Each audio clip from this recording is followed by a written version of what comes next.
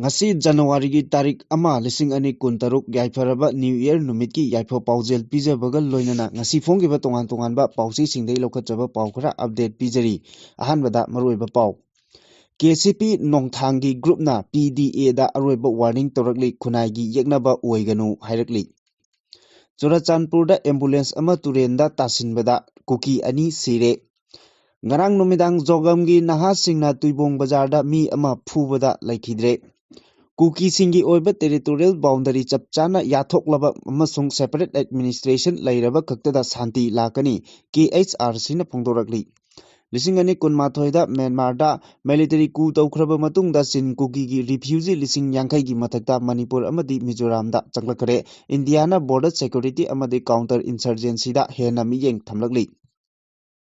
State ki Sendol lupa karor lising kul yaure haina Megachandrana phongdokre lamdam asigi irang asi athuba matamda loisilagani haibagi thajaba lei haina Satyavartana phongdokre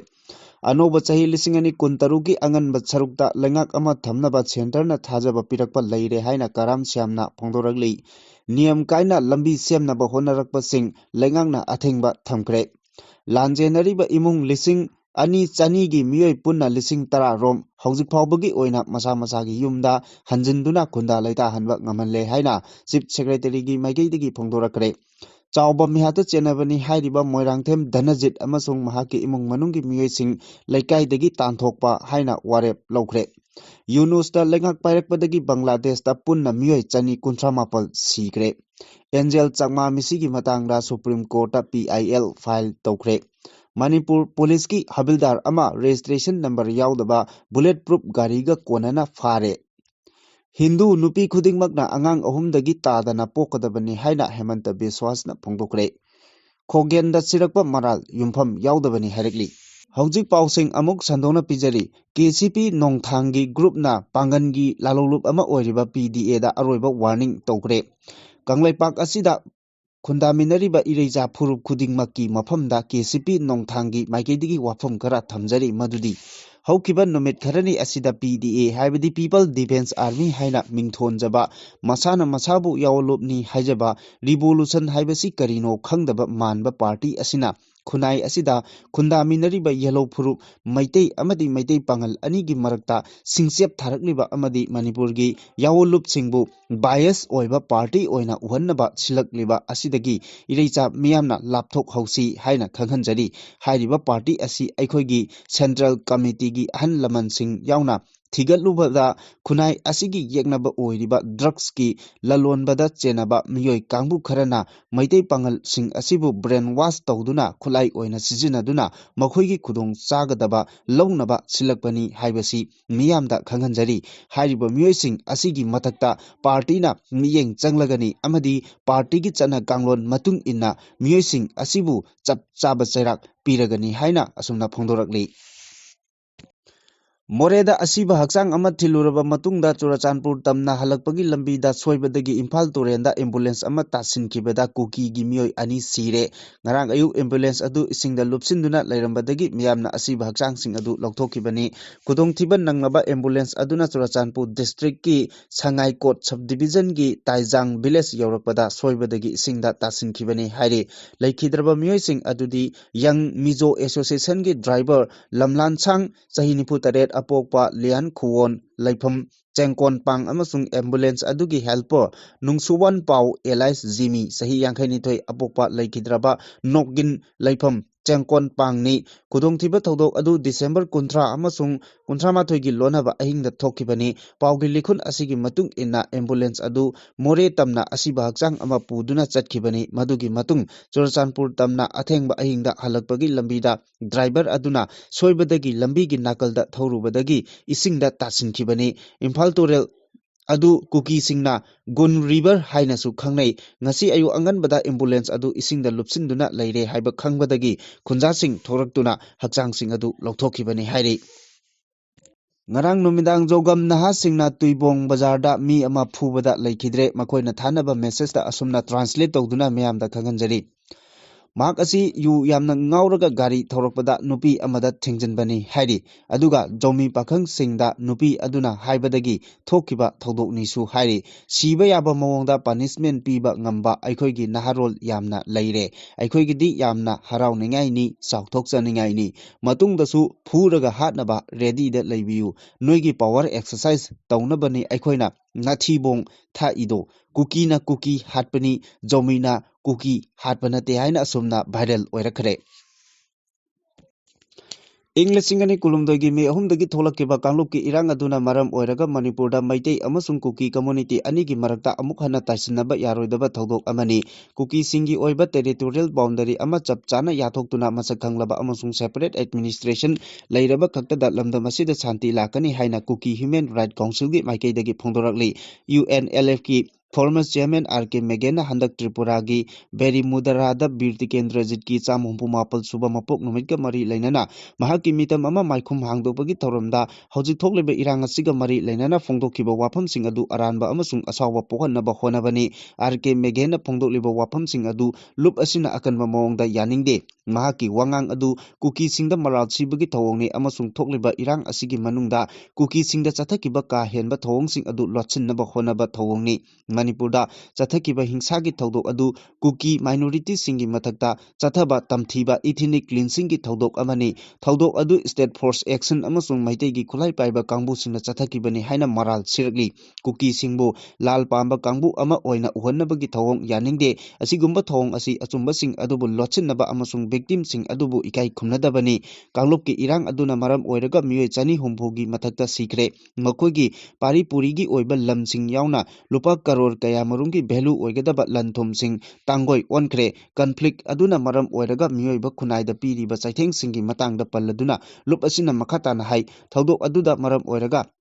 ꯅꯨꯄꯤ ꯑꯉꯥꯡ ꯑꯃꯁꯨꯡ ꯆꯍꯤ ꯌꯥꯝꯂꯕ ꯑꯍꯜ ꯀꯌꯥ ꯋꯥꯈꯜꯒꯤ ꯂꯥꯏꯅꯥ ꯅꯥꯔꯦ ꯊꯧꯑꯣꯡ ꯑꯗꯨ ꯃꯤꯑꯣꯏꯕꯒꯤ ꯂꯤꯆꯠꯀꯤ ꯋꯥꯡꯃꯗ ꯆꯠꯊꯕ ꯑꯃꯅꯤ ꯍꯥꯏꯅ ꯃꯔꯥꯜ ꯁꯤꯔꯗꯨꯅ ꯍꯤꯔꯝ ꯑꯁꯤꯗ ꯅꯦꯁꯅꯦꯜ ꯑꯃꯁꯨꯡ ꯏꯟꯇꯔꯅꯦꯁꯅꯦꯜꯒꯤ ꯃꯤꯠꯌꯦꯡ ꯆꯪꯖꯐꯝ ꯊꯣꯛꯏ ꯃꯩꯇꯩ ꯑꯃꯁꯨꯡ ꯀꯨꯀꯤ ꯀꯝꯃ꯭ꯌꯨꯅꯤꯇꯤ ꯑꯅꯤꯒꯤ ꯃꯔꯛꯇ ꯂꯩꯔꯝꯕ ꯃꯔꯤ ꯑꯗꯨ ꯑꯃꯨꯛ ꯍꯟꯅ ꯇꯥꯏꯁꯤꯟꯅꯕ ꯌꯥꯔꯔꯣꯏꯗꯕ ꯑꯃꯅꯤ ꯂꯝꯗꯝ ꯑꯁꯤꯗ ꯀꯨꯀꯤꯁꯤꯡꯒꯤ ꯇꯦꯔꯤꯇꯣꯔꯤꯌꯦꯜ ꯕꯥꯎꯟꯗꯔꯤ ꯑꯁꯤ ꯆꯞ ꯆꯥꯅ ꯈꯪꯗꯣꯛꯂꯕ ꯑꯃꯁꯨꯡ ꯁꯦꯄꯔꯦꯠ ꯑꯦꯗꯃꯤꯅꯤꯁꯇ꯭ꯔꯦꯁꯟ ꯂꯩꯔꯕ ꯈꯛꯇꯗ ꯃꯅꯤꯄꯨꯔꯗ ꯃꯄꯨꯡ ꯐꯥꯕ ꯁꯥꯟꯇꯤ ꯄꯨꯔꯛꯀꯅꯤ ꯁꯦꯄꯔꯦꯠ ꯀꯨꯀꯤ ꯁ꯭ꯇꯦꯠ ꯅꯠꯇ꯭ꯔꯒ ꯌꯨꯅꯤꯌꯟ ꯇꯦꯔꯤꯇꯣꯔꯤꯒꯤ ꯋꯥꯐꯝ ꯑꯁꯤ ꯀꯩꯗꯧꯉꯩꯗꯁꯨ ꯅꯦꯒꯣꯁꯤꯌꯦꯁꯟ ꯇꯧꯔꯣꯏ ꯂꯣꯏꯅꯅ ꯀꯨꯀꯤꯁꯤꯡꯒꯤ ꯃꯊꯛꯇ ꯖꯦꯅꯣꯁꯥꯏꯗ ꯆꯠꯊꯈꯤꯕꯁꯤꯡ ꯑꯗꯨꯒꯤ ꯃꯊꯛꯇ ꯆꯞ ꯆꯥꯕ ꯖꯁꯇꯤꯁ ꯄꯨꯔꯛꯀꯗꯕꯅꯤ ꯍꯥꯏꯔꯛꯂꯤ ꯀꯨꯝꯖꯥ 2018ꯗ ꯃ꯭ꯌꯥꯟꯃꯥꯔꯗ ꯃꯤꯂꯤꯇꯔꯤ ꯀꯨ ꯇꯧꯈ꯭ꯔꯕ ꯃꯇꯨꯡꯗ ꯔꯤꯐ꯭ꯌꯨꯖꯤ 50,000ꯒꯤ ꯃꯊꯛꯇ ꯃꯔꯨꯑꯣꯏꯅ ꯂꯩꯕꯥꯛ ꯑꯁꯤꯒꯤ ꯆꯤꯟ ꯀꯥꯡꯕꯨꯁꯤꯡ ꯃꯤꯑꯣꯏ ꯂꯤꯁꯤꯡ ꯀꯌꯥ ꯏꯟꯗꯤꯌꯥꯒꯤ ꯃꯅꯤꯄꯨꯔ ꯑꯃꯁꯨꯡ ꯃꯤꯖꯣꯔꯥꯝꯗ ꯆꯪꯂꯛꯈ꯭ꯔꯦ ꯍꯥꯏꯔꯤ ꯏꯟꯗꯤꯌꯥ ꯑꯃꯗꯤ ꯃ꯭ꯌꯥꯟꯃꯥꯔ ꯂꯩꯕꯥꯛ ꯑꯅꯤꯒꯤ ꯃꯔꯤ ꯑꯁꯤ ꯏꯟꯗꯤꯌꯥ ꯂꯩꯉꯥꯛꯅ ꯄꯥꯏꯈꯠꯂꯤꯕ ꯑꯦꯛ ꯏꯁ ꯄꯣꯂꯤꯁꯤ ꯅꯣꯔꯠ ꯏꯁ ꯁ꯭ꯇꯦꯠꯁꯤꯡꯒꯤ ꯁꯦꯀ꯭ꯌꯨꯔꯤꯇꯤ ꯑꯃꯗꯤ ꯏꯟꯗꯣ ꯄꯦꯁꯤꯐꯤक ꯁ꯭ꯇꯔꯦꯇꯦꯖꯤꯒꯤꯗꯃꯛ ꯌꯥꯝꯅ ꯃꯔꯨꯑꯣꯏꯕ ꯑꯃ ꯑꯣꯏꯔꯤ ꯑꯗꯨꯝ ꯑꯣꯏꯅꯃꯛ ꯃ꯭ꯌꯥꯟꯃꯥꯔ ꯂꯩꯕꯥꯛꯇ ꯍꯧꯈꯤꯕ ꯀꯨꯝꯖꯥ 2018ꯗ ꯂꯩꯕꯥꯛ ꯑꯁꯤꯗ ꯃꯤꯂꯤꯇꯔꯤ ꯀꯨ ꯇꯧꯈꯤꯕ ꯑꯁꯤꯅ ꯃꯔꯝ ꯑꯣꯏꯔꯒ ꯂꯩꯕꯥꯛ ꯑꯁꯤꯒꯤ ꯃꯅꯨꯡꯗ ꯆꯔꯥꯡꯅꯕ ꯊꯣꯛꯄ ꯑꯁꯤꯅ ꯂꯩꯕꯥꯛ ꯑꯅꯤꯒꯤ ꯃꯔꯛꯇ ꯂꯩꯔꯝꯕ ꯃꯔꯤ ꯀꯌꯥ ꯍꯥꯟꯅꯒꯨꯝꯅ ꯊꯝꯕꯗ ꯑꯋꯥꯕ ꯑꯃ ꯑꯣꯏꯔꯛꯂꯤ ꯀꯅꯦꯛꯇꯤꯕꯤꯇꯤ ꯑꯃꯁꯨꯡ ꯖꯤꯑꯣꯄꯣꯂꯤꯇꯤꯛꯁꯀꯤ ꯃꯇꯥꯡꯗ ꯌꯦꯡꯕꯗ ꯃ꯭ꯌꯥꯟꯃꯥꯔ ꯂꯩꯕꯥꯛ ꯑꯁꯤꯅ ꯁꯨꯞꯅꯒꯤ association of south east Asia national ꯂꯩꯕꯥꯛꯁꯤꯡꯒ ꯀꯪꯐꯥꯜꯒꯤ ꯂꯝꯕꯤꯗ ꯁꯝꯅꯍꯟꯅꯕꯒꯤ ꯊꯕꯛ ꯑꯃ ꯑꯣꯏꯔꯤ ꯃꯁꯤꯒꯤ ꯃꯅꯨꯡ ꯆꯟꯅ ꯀꯥꯂꯥꯗꯥꯟ ꯑꯃꯁꯨꯡ ꯏꯟꯗꯤꯌꯥ ꯃ꯭ꯌꯥꯟꯃꯥꯔ ꯊꯥꯏꯂꯦꯟ ꯇ꯭ꯔꯥꯏꯂꯦꯇꯔꯦꯜ ꯍꯥꯏꯋꯦ ꯄ꯭ꯔꯣꯖꯦꯛꯁꯤꯡ ꯑꯁꯤ ꯃꯔꯨꯑꯣꯏꯕ ꯑꯃ ꯑꯣꯏꯗꯨꯅ ꯏꯟꯗꯤꯌꯥꯒꯤ ꯖꯤꯑꯣꯒ꯭ꯔꯥꯐꯤꯀꯦꯜꯗ ꯑꯔꯨꯕ ꯐꯤꯚꯝ ꯑꯃ ꯑꯣꯏꯔꯤꯕ ꯆꯤꯀꯟ ꯅꯦꯛ ꯍꯥꯏꯔꯒꯁꯨ ꯈꯪꯅꯔꯤꯕ ꯁꯤꯂꯤꯒꯨꯔꯤ ꯀꯣꯔꯤꯗꯣꯔꯗ ꯊꯦꯡꯅꯒꯗꯕ ꯈꯨꯗꯣꯡꯆꯥꯗꯕ ꯀꯌꯥ ꯍꯟꯊꯍꯟꯕꯇ ꯅꯠꯇꯅ ꯑꯋꯥꯡ ꯅꯣꯡꯄꯣꯛ ꯁ꯭ꯇꯦꯠꯀꯤ ꯃꯥꯔꯀꯦꯠ ꯀꯌꯥ ꯑꯃꯁꯨ ꯑꯇꯩ ꯑꯇꯣꯞꯄ ꯂꯩꯕꯥꯛ ꯀꯌꯥꯒ ꯁꯝꯅꯍꯟꯕꯗ ꯃ꯭ꯌꯥꯟꯃꯥꯔ ꯂꯩꯕꯥꯛ ꯑꯁꯤꯅ ꯃꯇꯦꯡ ꯑꯣꯏꯔꯤ ꯂꯩꯕꯥꯛ ꯑꯅꯤꯒꯤ ꯃꯔꯛꯇ ꯂꯩꯔꯤꯕ ꯁꯦꯀ꯭ꯌꯨꯔꯤꯇꯤꯒꯤ ꯃꯇꯥꯡꯗ ꯌꯦꯡꯕꯗꯁꯨ ꯃ꯭ꯌꯥꯟꯃꯥꯔ ꯂꯩꯕꯥꯛꯇ ꯆꯔꯥꯡꯅꯕ ꯑꯃ ꯃꯇꯝ ꯁꯥꯡꯅꯗꯒꯤ ꯂꯩꯔꯛꯂꯤꯕ ꯑꯁꯤꯅ ꯆꯥꯎꯅ ꯁꯥꯐꯨ ꯑꯃ ꯄꯤꯔꯤ ꯀꯨꯝꯖꯥ 2018ꯗꯒꯤ ꯃ꯭ꯌꯥꯟꯃꯥꯔꯗ ꯃꯤꯂꯤꯇꯔꯤ ꯀꯨ ꯂꯥꯛꯈꯤꯕ ꯑꯁꯤꯅ ꯃꯔꯝ ꯑꯣꯏꯔꯒ ꯏꯟꯗꯤꯌꯥ ꯑꯃꯗꯤ ꯃ꯭ꯌꯥꯟꯃꯥꯔ ꯂꯩꯕꯥꯛ ꯑꯅꯤꯒꯤ ꯂꯣꯟꯅꯕ ꯉꯝꯈꯩꯗ ꯁꯦꯀ꯭ꯌꯨꯔꯤꯇꯤꯒꯤ ꯑꯣꯏꯕ ꯑꯆꯧꯕ ꯁꯤꯡꯅꯕ ꯑꯃꯁꯨ ꯑꯣꯏꯔꯤ ꯃ꯭ꯌꯥꯟꯃꯥꯔꯗ ꯆꯔꯥꯡꯅꯕ ꯂꯩꯕꯥꯛ ꯑꯁꯤꯅ ꯏꯟꯁꯔꯖꯦꯟ ꯒ꯭ꯔꯨꯞ ꯀꯌꯥ ꯈꯨꯠꯁꯨ ꯈꯨꯠꯂꯥꯏ ꯑꯃꯁꯨꯡ ꯂꯂꯣꯟꯕꯁꯤꯡ ꯑꯃꯁꯨꯡ ꯒꯣꯜꯗꯟ ꯇ꯭ꯔꯥꯏꯡꯒꯜꯒꯤ ꯈꯨꯠꯊꯥꯡꯗ ꯅꯥꯔꯀꯣꯇꯤꯛꯁꯀꯤ ꯊꯕꯛ ꯍꯦꯟꯒꯠꯍꯟꯗꯨꯅ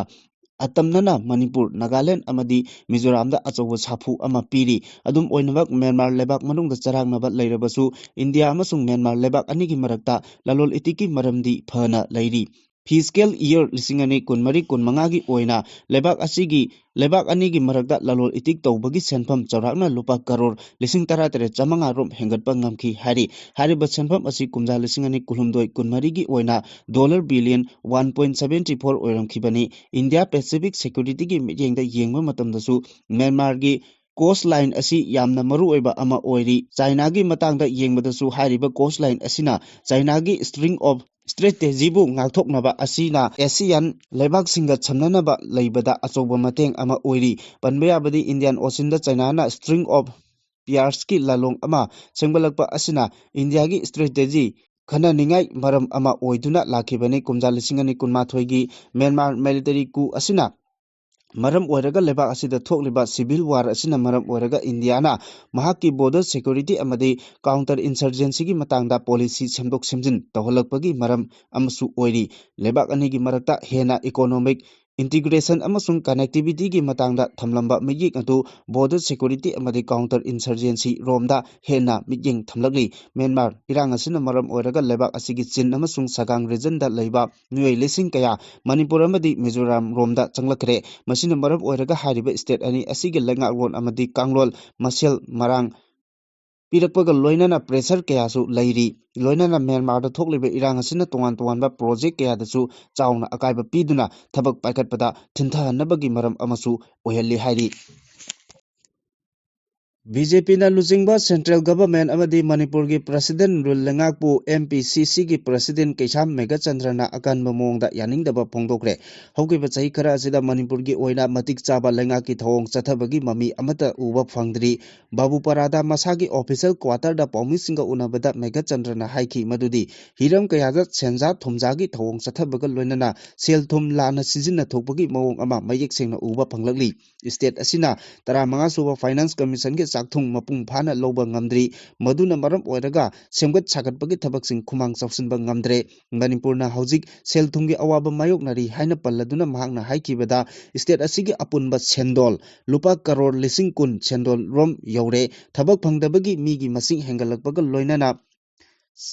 Chengi mamal angakpa phangna wangkalakpana micham miyamda chauna khudong chadaba mayokna halle sports ki infrastructure ningthina semgatnaba lengakna matik chaba thorang amata lokhatre haina maral siraduna haiki kumjali singani tara maridagi semgatpa hokiba National Sports University gi mathau ningthina pangthokpa ngamdana leiri khungangi manung hanjinba maphamsingda MGNREGS ki mapung phana chanahandabana ngegeyagi hingnabagi punsida awaba pire haiki ahauba khudingmak aroibasu leibagum lamdam asigi irang asisu athuba matamda loisilagani haibagi thajaba lei marak asida thabak phangdana leiriba naha singbu mana pamjaba sinpam singda mating piduna mapung phanbak mathau tare haina Manipur Legislative Assembly gi speaker T.H. Satya Bratana phongdokre wafam asi High School Brahmapur Bhaigapati Lekaida pangthokiba Working Committee on Sri Thoksom Satyavrata Singhi 32 suba Foundation Day thoronga mari lenana phongdokibani mayang Imphal ACG MLA K Robindro Kairau ACG MLA Rameswar yauna ya school ACG miyamna thoram aduda saruk yaki thoram aduda speaker TH Satya Bratana makhatana haikibada matam sangna thokliba irang asina waraba miyam abadi sotharaba iramdam asigi damak AC asigi ahauba oiduna state asi sin thungna chanakiba yaba chana khonaba larik laisu amadi tongan ba chakot thorangi thabaksing scheme oina haudoknabagi khongthangsing thabak oina pangthoktuna utnanaba khonari masigi manungda AC asigi oiba artist singi tengbang yauna mahirui singi oiba tengbang sing paikhatnaba sem sare loinana AC asida thaknaba isingi khudong chadaba sing asi kokhanaba turel sing semjinba yauna ising yoktuna thamnaba water tank amadi nongju thagi matamda isingi awaba leitanaba khongthangsing paikhatli haiba wafam sing phongdokibaga loinana numit asina iramdam asibu ing chikpa tangdu leitaba lamdam ama oyanbinaba pinabiyu hairaduna ima imoinugi mafamdasu thongnijaki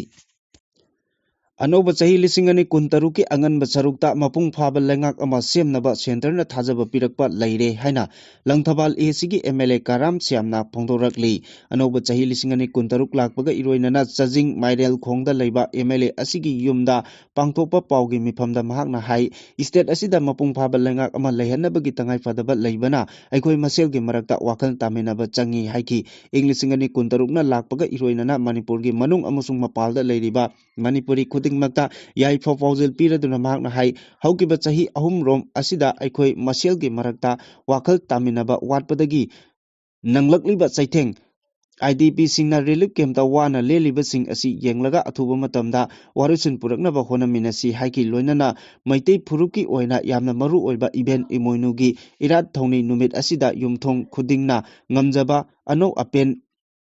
कत्तुना लमदम असिगी अपुनबा सक्तम पुरकनबा अमदी चाकहोंग ngahongba सेटमिट लोंदा अफबा लमदम अमगिदमक होनमिनसि नाकल अमरोमदा ngasiदगी पांथोकदरिबा काबुई फुरुकी गानगाई कुमैना लाकपा असिदा काबुई इचिल इनाउसिंगसु अफबदो ओइदुना मणिपुर असि महौसागुमना इंग सिंगना लेमिनबा ओइरसनु हाइना पाउजेल पिरकली लितान पोक्पी उयोग चिंगदा मसक खंगदबा मियोय सिंगना लम खोपचिंदुना लंबी सेमनबा होनरकपगी मायोकता Litan Pokpi village authority young sporting club Litan Pokpi यावना खुंद्राकपम एसीगी MLA TS लोकेश्वर यावना गवर्नर दा मेमोरेंडम पिसिनख्रे इम्फाल दा लेबा लोक भवन दा चतुना गवर्नर उनरबा मतुंग मेमोरेंडम पिसिलरबा मतुंग दा MLA TS लोकेश्वर न फोंदोकिबदा खुंद्राकपम एसीगी मनुंग चन्ना लेबा लितान पोक्पी उयोग चिंग असि विलेज अथॉरिटी गी लम अमनी चिंग असिगी मायोकता कनागुम मियोयसिंगना माइबुंग अमसुंग गांग पिजांग विलेज अनिगी मरक्ता फाउनबा याबा लंबी सेमनबा होनरकपनी गवर्नर दा वाफम असिगी मतांगदा मेमोरेंडम पिसिलुबदा लंबी सेमबगी थबक पाइखलिबा अदु अथिंगबा थमख्रे हाइना फोंदोरखी विलेज अथॉरिटी अमदी महाकी माइकेदगी सेंट्रल फोर्स यावना सिक्योरिटी फोर्सना मफम अदु ngak senaba हाइरुबदा गवर्नर ना थबक ओइना पांथोकलगनी हाइबगी थाजबा पिरखी लोइनना अथुबा मतमदा डिस्ट्रिक्ट असिगी DC ना मरी लेनबा ऑर्डर अमा थोकनबा वाफम सु तक्सिलमखी गवर्नर गी माइकेदगी सु ओइरकलेबा इशू असिदा मफम मदुदा खुंदारिबा खुंजा मसेलगी मरक्ता इरांग थोक्तनबा वाफम थमलखी हाइना फोंदोरखी MLA TS लोकेश्वरना अरोइबदा फोंदोकपदा ममांगी चीफ सेक्रेटरी ना थाजबा पीकिबा लांजेन अदुना रिलीफ कैम्पता लेरिबा हंजिननबा थारकिबा मतम डिसेंबर 19 अरोइबा नुमित असिदा पाइखलिबा खोंथांग असिगी मियामदा मयेक सेंगना पाउदमबीनबा महांगना अपील तौखी मणिपुर थोकलिबा चाही अनिगा था तरेट रोम हेलकलबा इरांग असिना मरम ओइरगा लांजेनरिबा इमुंग लिसिंग अनि चनीगी मियोय पुन्ना लिसिंग तरा रोम हौजिक फावबगी ओइना मसा मसागी युमदा हंजिनदुना खुंदा लैता हनबा ngamle हाइना मणिपुर लेंगाकी chief secretary doctor Punit Kumar गोवेलना फोंदोरली लांजेनरिबा सिंगी मतंगदा लेंगांगना पाइखलकपा तोंगान तोंगानबा थबक थौरम सिंगी मतंगदा chief secretary doctor Punit Kumar गोवेलना खुयेक पीरदुना थादुरकपा चिरोल अमना हाई मिनिस्ट्री ऑफ होम अफेयर्स की मतेंगा लोइनना इरांग असिदा लांजेनरिबा मियामगी मथौ ताबा पोलम खुदिमक ngasi फावा पीरगा लाकली चलिबा चनबा चाही असिदा यूनियन गवर्नमेंट ना मणिपुर की बजट हापखिबा रिहेबिलिटेशन पैकेज की आहानबा सेनफम लुपा करोड़ चमंगा कुलुमदोय असिगी मखादा लांजेनरिबा चिंबु तांकक अहुम खाइदोक्तुना मसा मसागी युमदा हंजिनबा लेंगांगना थबक पाइखटपा हौख्रे हाइरि आहानबा फेस की ओइना इरांग असिदा हेना अकाय अदोय थोख्रबा युमसिंगी लांजेनरिबा युमबु मसा मसागी युमदा हंजिनबा अमदी अनिसुबा फेस्ता प्रधानमंत्री आवास योजना ग्रामीण की स्पेशल पैकेज की मखादा युमसिंग अदुदा लांजेनरिबा चिंग कुंदा लेता हन्नबा अमदी अहुमसुबा फेस की ओइना चिंग अमसुंग तमगी लांजेनरिबा इंटर डिस्ट्रिक्ट की मियाम रीसेटल तहनबनी हौजिक फावबगी ओइना अकाय अतोय थोख्रबा युमसिंग सानबा मरी लेनबा DC सिंगी खुतांगदा बेनिफिशियरी सिंगदा लुपा करोड़ 35 लाख 94 की सेनफम कायथोक्तुना युम साबगी थबक पाइखली का हेना अकाय अतोय यावदबा युमसिंग नौना सेमजिलगा लैबा यानबगी दमक अहेनबा लुपा करोड़ 5 लाख 23 की सेनफम कायथोक्तुना थबक पाइखटपा हौख्रे हाइरि हौजिक फावबगी ओइला लांजेनरिबा युमथोंग लिसिंग अनि चनीगी मियोय पुन्ना लिसिंग 10 रोम मसा मसागी युमदा खुंदा लैता हनबा ngamkhre लोइनना लांजेनरिबा सिंग मखाताना रीसेटल तौनबगी दमक हौजिक युम लिसिंग 4 रोम साबगी थबक कन्ना चथरी लेंगांगना पाइखलकलिबा सेटलमेंट की थबक असी माय पांगना संगसिनबा ngamnaba लांजेनरिबा सिंगी मिहुतगा स्टेट अमदी डिस्ट्रिक्ट की थाकता ngaiहak laitana पाव फाउनरी लांजेनरिबा सिंगी युमदा खुंदा लैतानबगी दमक लेंगांगना अकनबा मियेंग संगदुना थबक पाइखटलिबा असी सिक्योरिटी एजेंसी सिंगी माइकैदगी कंप्रोमाइज तौबगी वाफम लैते फुरुप सिंगी मरक्ता अमना अमबु थाजनबगी थौरांग पाइखटपा हाइबसी लेंगाकी मरु ओइबा थबक अमनी खोंगतांग असी मपुंग फाना पाइखटपा ngamdringaiदा हाथु रिसेटलमेंट की थबक तौबा हाइबसी अचुंबा नते हाइनसु chief secretary doctor Punit Kumar Goyal की चिरोल सिना मखातारी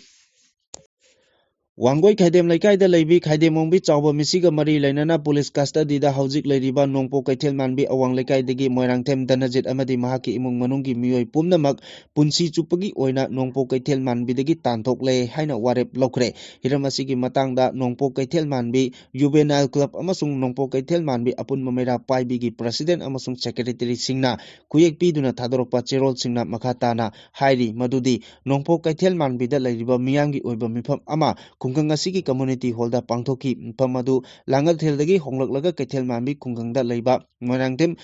Jugilgi machanupa moirangthem Danajit na chawba hatpada yaurambagi matangda pangthoki bani mifam aduda Danajit ki matangda kumna khanaraba tungda chawba mihata masamak yaurubagi maral yarabanina Danajit amadi mahaki imung manung nongpo kaithel manbida punsi chupa gi oina tanthokpagi warep adu laukhibani haina cherolasina palli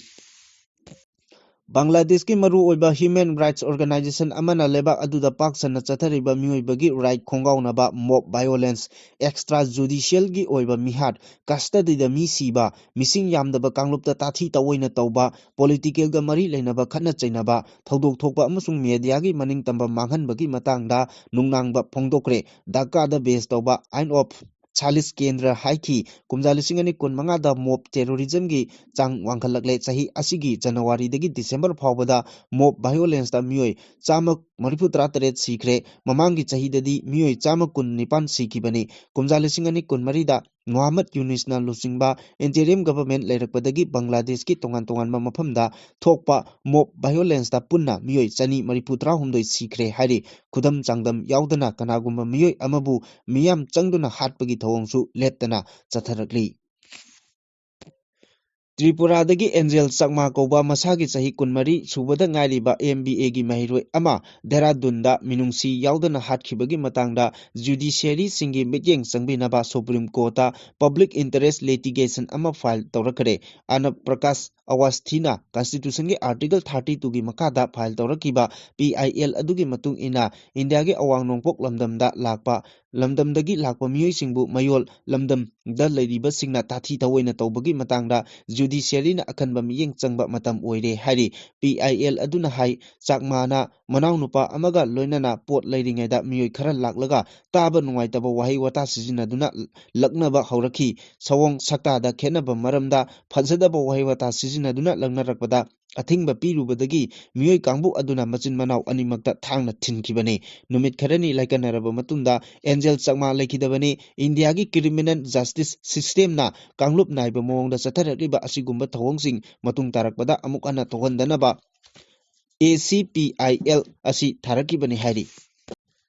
Ngarang Imphal East ki Porompat Police Station ki manung chanba Wangkhai Andro Parking da Manipur Police ki habildar ama number yaudaba bulletproof gari amaga konana fare thodok asida aina yadaba mongda matau karamna security personnel amana bulletproof gari asi matau karamna sijinnaram libano haibagi matangda security da chauna nungnangba ama pokhalle hari pawasina makata na hai registration number yaudaba amuba masugi bulletproof gari Scorpio S11 ga konana faraba mioi adugi mamingna thongnaujam Nilakaman kawi Imphal West ki Malom Tulihal awang lekai dagini hairi hojik Manipur Police ta habildar oina leibani su hairi matau karamna mioi asina unauthorized oiba mawongda bulletproof gari asi sijinaram libano haibasigi matangda investigation chataba hokre ngasi ayu anganbada Kaching District ki SP Priyadarshini Laisrumgi Supervision Makada Commando amasung 33 AR ge apunba combined team amana Hianglam Police Station ge manung chanba Wabagai Natek Khong Turen Maida thibahumbagi thabak chathakre anganba ayu pung mari makai rom tabadagi pung 3 phawba chathakiba operation aduda Wabagai Natek Khong Turel Khongbal gi mafam amada khaw anida haplaga losinduna thamlamba yamlaba khulaising phagatpa ngamkhi Assam के Chief Minister Hemanta Biswa Sarma na state adugi Muslim singi misinga changdamnaba ngamnaba karigumba oithokpa leirabadi Hindu nupi singna angang ahumdagi tadana poknaba poktak pikre hari karigumba Hindu singna angang yamna pokpa haudrabadi yum yengsinnaba mi walakpa yai mahana makatana Muslim minority area singda makhoigi angang pokpagi chang asi yamna wangi amaromda Hindu singi marakta angang pokpagi chang asi yamna nemtharakli maram aduna community ani ꯑꯅꯤꯒꯤ ꯃꯔꯛꯇ ꯈꯦꯠꯅꯕ ꯌꯥꯝꯅ ꯂꯩꯔꯦ꯫ ꯑꯁꯥꯝꯒꯤ ꯕꯣꯔꯣꯕꯦꯇꯥ district ꯄꯥꯡꯊꯣꯛꯈꯤꯕ ꯊꯧꯔꯝ ꯑꯃꯗ ꯃꯍꯥꯛꯅ ꯍꯥꯏ ꯑꯁꯥꯝꯒꯤ ꯑꯦ.ꯁꯤ ꯈꯔꯗ ꯃꯨꯁꯂꯤꯝꯁꯤꯡꯒꯤ ꯃꯁꯤꯡ ꯈꯪꯍꯦꯟ ꯍꯦꯟꯒꯠꯂꯛꯂꯤꯕ ꯑꯁꯤ ꯑꯆꯨꯝꯕꯅꯤ, ꯃꯔꯝ ꯑꯗꯨꯅ ꯃꯨꯁꯂꯤꯝꯁꯤꯡ ꯍꯦꯟꯒꯠꯂꯛꯂꯤꯕ ꯃꯁꯤꯡ ꯑꯁꯤꯒ ꯆꯥꯡꯗꯝꯅꯕ ꯉꯝꯅꯕ ꯍꯤꯟꯗꯨ ꯅꯨꯄꯤꯁꯤꯡꯁꯨ ꯑꯉꯥꯡ ꯑꯃꯈꯛꯇꯪ ꯄꯣꯛꯂꯒ ꯇꯣꯛꯂꯣꯏꯗꯕꯅꯤ, ꯃꯈꯣꯏꯅ ꯉꯝꯂꯒꯗꯤ ꯑꯉꯥꯡ 3ꯗꯒꯤ ꯇꯥꯗꯅ ꯄꯣꯛꯀꯗꯕꯅꯤ꯫ ꯑꯇꯣꯞꯄ ꯃꯥꯏꯀꯩ ꯑꯃꯗ ꯃꯨꯁꯂꯤꯝ ꯅꯨꯄꯤꯁꯤꯡꯅ ꯑꯉꯥꯡ 8-9 ꯄꯣꯛꯄꯒꯤ ꯊꯕꯛ ꯇꯧꯗꯅꯕ ꯄꯥꯎꯇꯥꯛꯁꯨ ꯄꯤꯈꯤ ꯍꯥꯏꯔꯤ꯫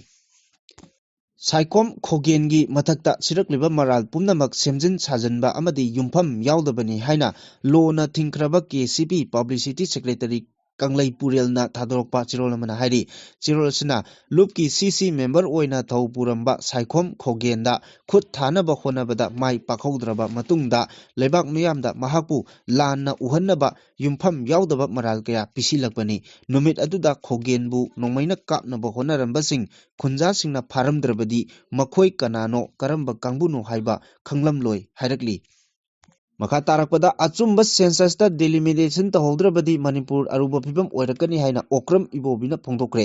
ꯑꯆꯨꯝꯕ ꯁꯦꯟꯁꯁꯇ ꯌꯨꯝꯐꯝ ꯑꯣꯏꯔꯒ ꯗꯤꯂꯤꯃꯤꯇꯦꯁꯟ ꯇꯧꯍꯧꯗ꯭ꯔꯕꯗꯤ ꯇꯨꯡꯗ ꯂꯥꯛꯀꯗꯕ ꯃꯅꯤꯄꯨꯔ ꯑꯔꯨꯕ ꯐꯤꯚꯝ ꯑꯣꯏꯔꯛꯀꯅꯤ ꯍꯥꯏꯅ ꯀꯣꯡꯒ꯭ꯔꯦꯁꯀꯤ ꯂꯨꯆꯤꯡꯕ ꯑꯣꯀ꯭ꯔꯝ ꯏꯕꯣꯕꯤꯅ ꯐꯣꯡꯗꯣꯛꯈ꯭ꯔꯦ꯫ ꯋꯥꯐꯝ ꯑꯁꯤ ꯏꯝꯐꯥꯜꯒꯤ ꯕꯥꯕꯨꯄꯥꯔꯥꯗ ꯂꯩꯕ ꯍꯥꯟꯅꯒꯤ ꯆꯤꯞ ꯃꯤꯅꯤꯁꯇꯔ ꯑꯁꯤꯒꯤ ꯀ꯭ꯋꯥꯇꯔꯗ ꯄꯥꯎꯃꯤꯁꯤꯡꯒ ꯎꯅꯕꯗ ꯐꯣꯡꯗꯣꯛꯈꯤꯕꯅꯤ꯫ ꯃꯍꯥꯛꯅ ꯍꯥꯏ ꯗꯤꯂꯤꯃꯤꯇꯦꯁꯟ ꯍꯥꯏꯕꯁꯤ ꯁꯦꯟꯁꯁꯇ ꯌꯨꯝꯐꯝ ꯑꯣꯏꯔꯒ ꯇꯧꯒꯗꯕꯅꯤ꯫ ꯃꯅꯤꯄꯨꯔꯒꯤ ꯑꯣꯏꯅꯗꯤ ꯃ꯭ꯌꯥꯟꯃꯥꯔꯗꯒꯤ ꯆꯪꯁꯤꯜꯂꯛꯄ ꯏꯜꯂꯤꯒꯦꯜ ꯏꯃꯤꯒ꯭ꯔꯦꯟꯠꯀꯤ ꯑꯆꯧꯕ ꯏꯁꯨ ꯑꯃꯁꯨ ꯂꯩꯕꯅꯤꯅ ꯑꯆꯨꯝꯕ ꯑꯃꯗꯤ ꯑꯁꯦꯡꯕ ꯁꯦꯟꯁꯁ ꯇꯧꯕ ꯃꯊꯧ ꯇꯥꯏ꯫ ꯃꯔꯝ ꯑꯁꯤꯅ ꯂꯩꯕꯥꯛ ꯄꯨꯝꯕꯒꯤ ꯄꯨꯊꯣꯛꯀꯗꯧꯔꯤꯕ ꯁꯦꯟꯁꯁ ꯑꯁꯤꯗꯒꯤ ꯃꯅꯤꯄꯨꯔꯅ ꯃꯇꯝ ꯈꯔ ꯁꯣꯟꯊꯔꯒ ꯇꯧꯕ ꯌꯥꯅꯕ ꯑꯃꯗꯤ ꯑꯆꯨꯝꯕ ꯁꯦꯟꯁꯁꯇ ꯄꯥꯡꯊꯣꯛꯅꯕ ꯄ꯭ꯔꯥꯏꯝ ꯃꯤꯅꯤꯁꯇꯔ ꯑꯃꯗꯤ ꯌꯨꯅꯤꯌꯟ ꯃꯤꯅꯤꯁꯇꯔꯗ ꯄꯣꯂꯤꯇꯤꯀꯦꯜ ꯂꯤꯗꯔꯁꯤꯡ ꯑꯃꯗꯤ ꯁꯤ.ꯑꯦꯁ.ꯑꯣꯁꯤꯡꯒ ꯇꯛꯁꯤꯟꯅꯕ ꯍꯣꯠꯅꯃꯤꯟꯅꯁꯤ ꯍꯥꯏꯅ ꯏꯕꯣꯕꯤꯅ ꯑꯥꯄꯤꯜ ꯇꯧꯔꯤ꯫ ꯃꯈꯥ ꯇꯥꯔꯛꯄ ꯑꯔꯣꯏꯕ ꯄꯥꯎꯗ ꯃꯅꯤꯄꯨꯔ ꯂꯩꯉꯥꯛꯀꯤ ꯐꯤꯁꯔꯤ ꯗꯤꯄꯥꯔꯠꯃꯦꯟꯠꯅ ꯁꯤꯟꯗꯨꯅ ꯍꯞꯇꯥ ꯀꯥꯡꯖꯩꯕꯨꯡꯗ ꯏꯃꯣꯏꯅꯨ ꯅꯨꯃꯤꯠꯀ ꯃꯔꯤ ꯂꯩꯅꯅ ꯄꯥꯡꯊꯣꯛꯈꯤꯕ 'ꯑꯍꯨꯝꯁꯨꯕ ꯏꯃꯣꯏꯅꯨ ꯐꯤꯁ ꯐꯤꯌꯔ ꯀꯝ ꯐꯤꯁ ꯀ꯭ꯔꯣꯞ ꯀꯝꯄꯤꯇꯤꯁꯟ 2025ꯗ ꯉꯥ ꯀꯦꯖꯤ 1.5 ꯂꯥꯈ ꯍꯦꯟꯅ ꯄꯨꯊꯣꯛꯇꯨꯅ ꯌꯣꯟꯕ ꯉꯝꯈ꯭ꯔꯦ꯫ ꯃꯦꯂꯥ ꯑꯁꯤꯒ ꯃꯔꯤ ꯂꯩꯅꯅ ꯄꯥꯎꯃꯤꯁꯤꯡꯒ ꯋꯥ ꯉꯥꯡꯂꯗꯨꯅ ꯃꯅꯤꯄꯨꯔ ꯐꯤꯁꯔꯤ ꯗꯤꯄꯥꯔꯠꯃꯦꯟꯠꯀꯤ ꯗꯤꯔꯦꯛꯇꯔ ꯇꯤ. ꯐꯨꯂꯦꯟꯅ ꯍꯥꯏ ꯏꯁꯇꯦꯠ ꯑꯁꯤꯗ ꯋꯦꯠꯂꯦꯟꯗ ꯍꯦꯛꯇꯔ 94,000 ꯂꯩꯕꯒꯤ ꯃꯅꯨꯡꯗ 95,000ꯗꯤ ꯉꯥ ꯌꯣꯛꯄꯗ ꯁꯤꯖꯤꯟꯅꯔꯦ꯫ ꯂꯦꯝꯍꯧꯔꯤꯕ ꯍꯦꯛꯇꯔ 10,000 ꯔꯣꯝ ꯑꯁꯤꯁꯨ ꯉꯥ ꯌꯣꯛꯄ ꯉꯝꯂꯒꯅꯤ ꯏꯁꯇꯦꯠ ꯑꯁꯤꯗ ꯉꯥꯒꯤ ꯃꯃꯜ ꯌꯥꯝꯅ ꯍꯟꯊꯔꯛꯂꯒꯅꯤ ꯍꯥꯏꯔꯤ꯫ ꯃꯦꯂꯥ ꯑꯁꯤꯒꯤꯗꯃꯛ ꯄꯨꯟꯅ ꯁ꯭ꯇꯣꯜ 190 ꯁꯦꯝ ꯁꯥꯗꯨꯅ ꯊꯝꯈꯤꯕꯅꯤ ꯑꯗꯨꯕꯨ ꯃꯦꯂꯥ ꯌꯥꯎꯒꯦ ꯍꯥꯏꯗꯨꯅ ꯂꯥꯛꯄ ꯐꯥꯔꯃꯔꯁꯤꯡꯒꯤ ꯃꯁꯤꯡ ꯍꯦꯟꯒꯠꯂꯛꯄꯗꯒꯤ ꯑꯍꯦꯟꯕ ꯁ꯭ꯇꯣꯜ ꯈꯔꯁꯨ ꯇꯦꯝꯄꯔꯔꯤ ꯑꯣꯏꯅ ꯁꯦꯝꯈꯤ꯫ ꯃꯦꯂꯥ ꯑꯁꯤꯗ ꯗꯤꯄꯥꯔꯠꯃꯦꯟꯠꯀꯤ ꯑꯣꯏꯅꯗꯤ ꯅꯣꯡꯃꯗ ꯉꯥ ꯀꯦꯖꯤ 1,00,000 ꯌꯣꯟꯅꯕ ꯄꯥꯟꯗꯝ ꯊꯝꯂꯝꯕꯅꯤ ꯑꯗꯨꯕꯨ ꯃꯦꯂꯥ ꯑꯁꯤ ꯍꯧꯕꯗ ꯉꯥꯏꯔꯤꯉꯩꯗ ꯉꯥ ꯀꯦꯖꯤ 95,000 ꯌꯣꯟꯈ꯭ꯔꯦ꯫ ꯂꯣꯏꯅꯅ ꯃꯦꯂꯥ ꯂꯣꯏꯔꯛꯄꯗꯗꯤ ꯀꯦꯖꯤ 1.5 ꯂꯥꯈ ꯍꯦꯟꯅ ꯌꯣꯟꯕ ꯉꯝꯈꯤꯕꯅꯤ꯫ ꯃꯍꯥꯛꯅ ꯃꯈꯥ ꯇꯥꯅ ꯍꯥꯏ ꯃꯦꯂꯥ ꯑꯁꯤꯗ ꯉꯥꯇꯣꯟ, ꯄꯦꯡꯕꯥꯅꯆꯤꯡꯕ ꯂꯝꯗꯝ ꯑꯁꯤꯒꯤ ꯌꯦꯜꯍꯧ ꯉꯥ ꯀꯌꯥ ꯑꯃꯁꯨ ꯄꯨꯊꯣꯛꯇꯨꯅ ꯐꯪꯍꯟꯈꯤ꯫ ꯃꯁꯤꯒꯤꯁꯨ ꯃꯊꯛꯇ ꯂꯝꯗꯝ ꯑꯁꯤꯗ ꯌꯣꯛꯄ ꯁꯥꯔꯦꯡꯁꯨ ꯃꯔꯥꯡ ꯀꯥꯏꯅ ꯐꯪꯍꯜꯂꯦ꯫ ꯃꯃꯥꯡꯒꯤ ꯆꯍꯤꯁꯤꯡꯗꯗꯤ ꯏꯁꯇꯦꯠ ꯑꯁꯤꯗ ꯁꯥꯔꯦꯡ ꯌꯣꯛꯄ ꯉꯥꯃꯤꯒꯤ ꯆꯥꯡ ꯑꯁꯤ ꯌꯥꯝꯅ ꯅꯦꯝꯂꯝꯕꯅꯤ ꯑꯗꯨꯕꯨ ꯀꯨꯝꯁꯤ ꯆꯍꯤ ꯑꯁꯤꯗꯗꯤ ꯗꯤꯄꯥꯔꯠꯃꯦꯟꯠꯅ ꯀꯟꯅ ꯈꯣꯝꯖꯤꯟ ꯇꯥꯁꯤꯟꯖꯗꯨꯅ ꯁꯥꯔꯦꯡ ꯌꯣꯛꯄ ꯉꯥꯃꯤ 200-300 ꯍꯦꯟꯅ ꯂꯩꯔꯦ꯫ ꯉꯥꯃꯤ ꯑꯃꯃꯝꯅ ꯌꯥꯝꯗ꯭ꯔꯕꯗ ꯁꯥꯔꯦꯡ ꯀꯦꯖꯤ 2,000ꯗꯒꯤ ꯇꯥꯗꯅ ꯄꯨꯊꯣꯛꯄ ꯉꯝꯂꯦ ꯍꯥꯏꯔꯤ꯫ ꯂꯝꯗꯝ ꯑꯁꯤꯗ ꯌꯣꯛꯄ ꯉꯥ ꯁꯥꯔꯦꯡꯒꯤ ꯃꯃꯜ ꯑꯇꯩ ꯉꯥꯁꯤꯡꯒ ꯌꯦꯡꯅꯕꯗ ꯈꯔ ꯈꯖꯤꯛ ꯋꯥꯡꯂꯤꯕ ꯑꯁꯤ ꯉꯥ ꯃꯈꯜ ꯑꯁꯤꯗꯤ ꯁꯥꯍꯤꯡ ꯆꯥꯕ ꯑꯣꯏꯕꯅ ꯑꯇꯣꯞꯄ ꯉꯥꯁꯤꯡꯒ ꯌꯣꯛꯃꯤꯟꯅꯕ ꯌꯥꯗꯕꯒꯤꯅꯤ꯫ ꯃꯁꯤꯒꯤꯁꯨ ꯃꯊꯛꯇ ꯉꯥꯁꯤꯡ ꯑꯁꯤꯒꯤ ꯃꯆꯤꯟꯖꯥꯛ ꯊꯥꯛꯄꯗꯁꯨ ꯁꯦꯜ ꯀꯥ ꯍꯦꯟꯅ ꯆꯪꯕꯒꯤ ꯆꯥꯡ ꯌꯥꯝꯅ ꯋꯥꯡꯉꯤ꯫ ꯃꯍꯥꯛꯅ ꯑꯔꯣꯏꯕꯗ ꯍꯥꯏ ꯉꯥꯇꯣꯟ, ꯎꯀꯥꯕꯤꯅꯆꯤꯡꯕ ꯉꯥ ꯃꯈꯜꯁꯤꯡ ꯑꯁꯤ ꯃꯃꯥꯡꯒꯤ ꯆꯍꯤꯒ ꯌꯦꯡꯅꯕꯗ ꯍꯟꯗꯛꯅ ꯈꯔ ꯍꯦꯟꯅ ꯃꯃꯜ ꯋꯥꯡꯉꯤ ꯑꯗꯨꯕꯨ ꯎꯀꯥꯕꯤꯗꯤ ꯃꯃꯥꯡꯒꯤ ꯆꯍꯤꯗ ꯀꯦꯖꯤꯗ ꯂꯨꯄꯥ 150 ꯄꯤꯔꯝꯕꯗꯒꯤ ꯍꯟꯗꯛꯀꯤ ꯏꯃꯣꯏꯅꯨ ꯉꯥꯒꯤ ꯃꯦꯂꯥ ꯑꯁꯤꯗꯗꯤ ꯂꯨꯄꯥ 100ꯗ ꯍꯟꯊꯔꯛꯂꯦ ꯍꯥꯏꯈꯤ꯫